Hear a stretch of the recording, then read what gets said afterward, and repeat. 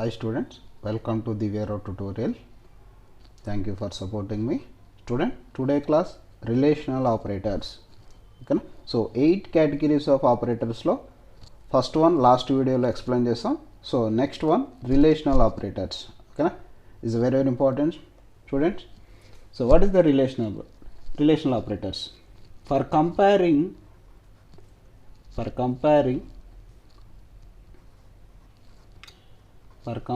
value or data. That is one point. Second point, Guru Garu. Second point, after comparing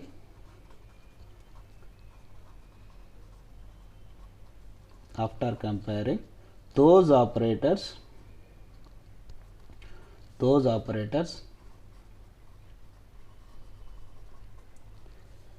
return a logical value.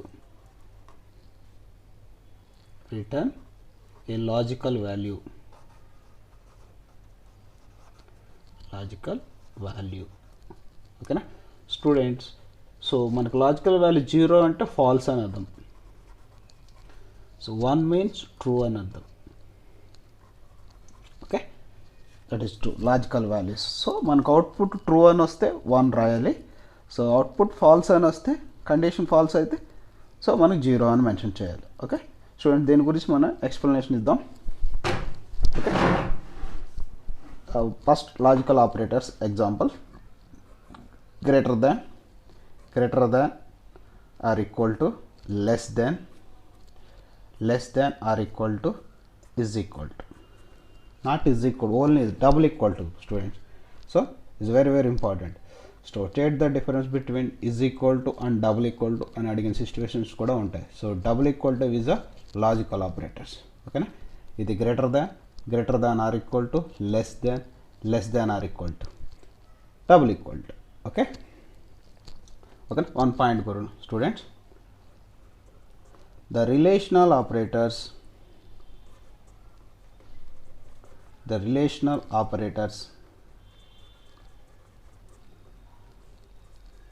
are binary operators.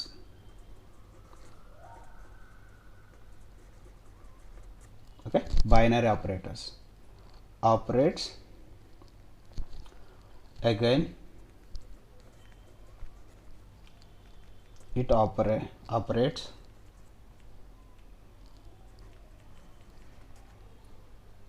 on two operands.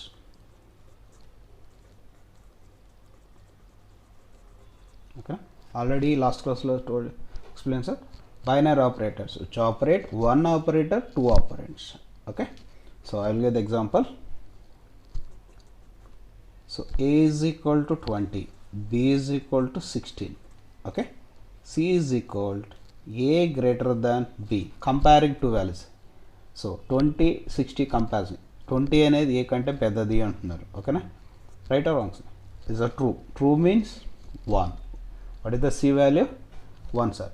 మనం 20 రాయకూడదు, 16 రాయకూడదు. So correct answer is 1. Okay, that is true. True output వస్తే 1 అని రాయాలి. Okay student, so అది same thing.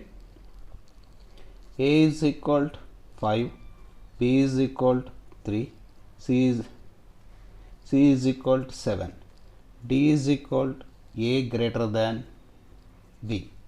Okay, greater than C. Okay, D is equal to 5 greater than 3, greater than 7. Okay, one important point. What is the 5 greater than 3? True or false? So true means 1. 1 greater than 7. So that is false. So that is output is equal to 0. That is false.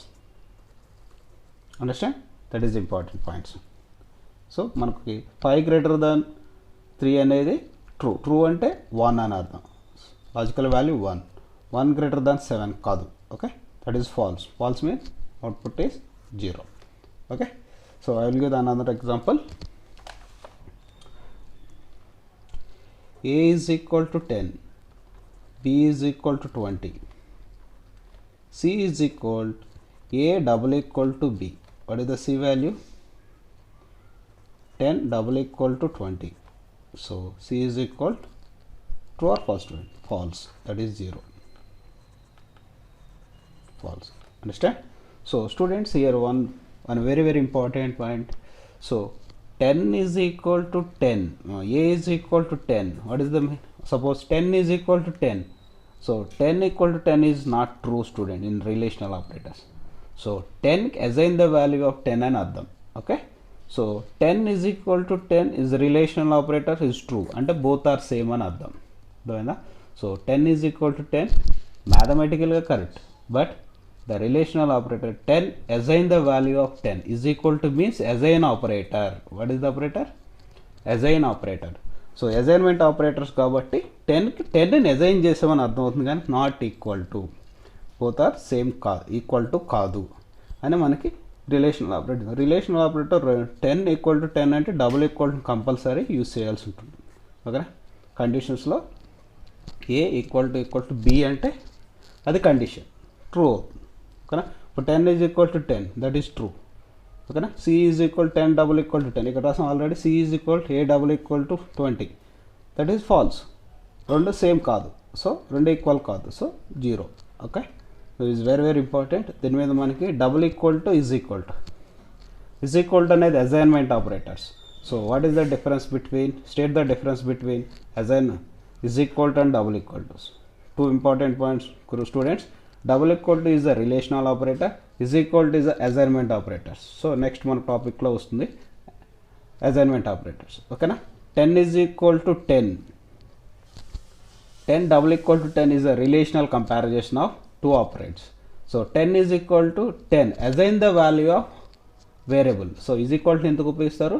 Assign the value of variable. So relational ఆపరేటర్స్ని ఎందుకు ఉపయోగిస్తారు? Comparing the two variables అని అంటారు. ఓకేనా?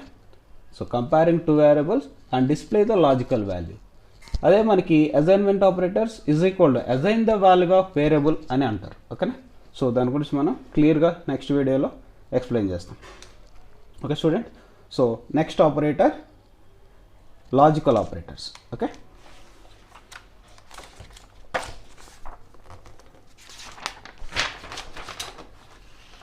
okay students, logical operators.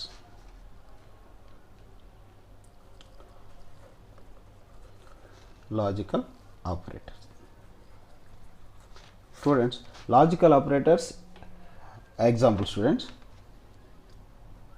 double and the logical operator and logical operator and, or straight line students, logical operator or అంటారు. Not logical operator not అంటారు, N O T not. ఓకేనా? Okay, this 3 is logical operators. Okay, so ఈ logical operators అనేది using to the multiple expressions or conditions. అంటే ఒక స్టేట్మెంట్లో multiple expressions and multiple conditions ఉపయోగించినప్పుడు ఈ ఆపరేటర్స్ని ఎక్కువగా మనం యూజ్ చేస్తాం స్టూడెంట్. ఓకే, సో దాని గురించి మనం ఇప్పుడు క్లియర్గా పాయింట్ రాద్దాం. ఇవాల్యూటింగ్ మల్టిపుల్ ఎక్స్ప్రెషన్స్ అండ్ కండిషన్స్ అని కూడా అనొచ్చు.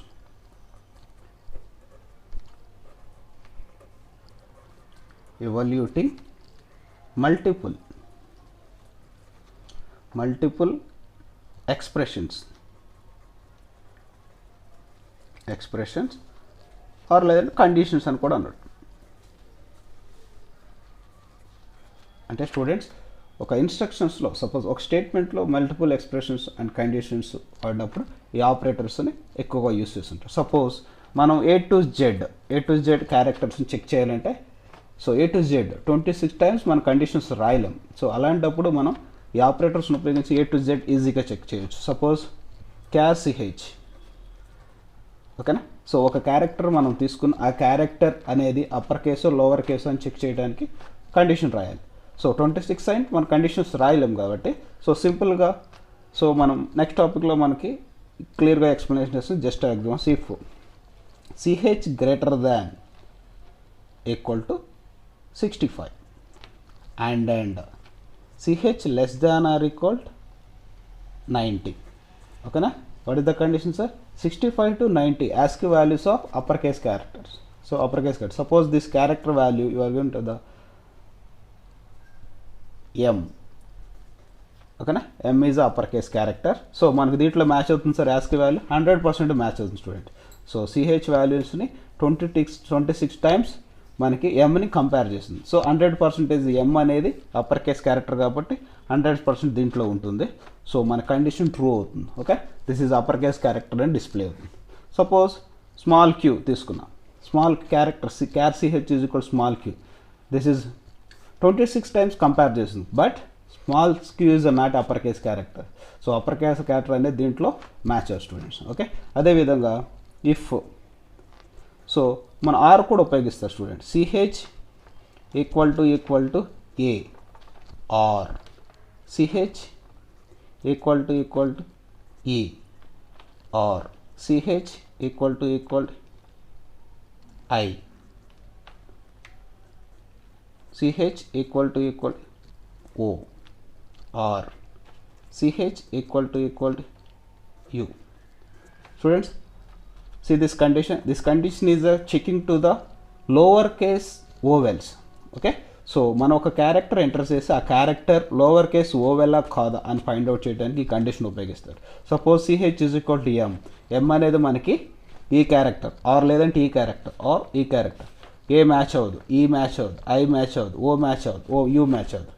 So M is not a vowel. Okay, understand. అట్లా ఒక 6 క్యారెక్టర్ని ఈజీగా కంపేర్ చేయడం. ఆర్ అంటే ఇది లేక అది. సో కంపేర్ చేయడానికి ఉపయోగించే కండిషన్స్లో ఆర్ అనేది ఎక్కువ ఉపయోగిస్తారు. ఓకే స్టూడెంట్స్, సో నాట్ కూడా ఉపయోగిస్తారు. నాట్ అనేది A is equal to 10, B is equal to 20.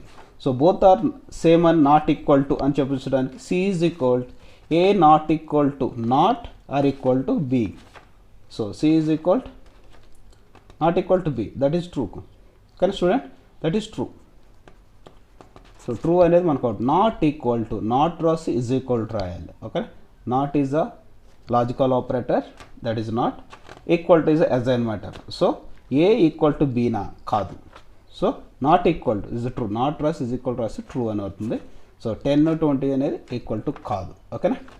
So అలా మనకి ఈ 3 operators evaluating multiple expressions or conditions, lot of conditions use చేసినప్పుడు సో యూజింగ్ దిస్ ఆపరేటర్స్. ఓకేనా. So it's is very very important. ఓకేనా. So మనకి ప్రోగ్రామ్స్లో చాలా టైమ్స్ మనకి ఇది ఉపయోగిస్తారు. ఓకేనా. గుర్తుపెట్టండి. Thank you student. Next class category number 3 assignment operators అనేది కేటగిరీ నెంబర్ 4 అసైన్మెంట్ ఆపరేటర్స్ అనేది ఎక్స్ప్లెయిన్ చేస్తాం. So students next topic miss అవ్వకూడదంటే మా ఛానల్ సబ్స్క్రైబ్ చేసుకోండి. Okay, thank you.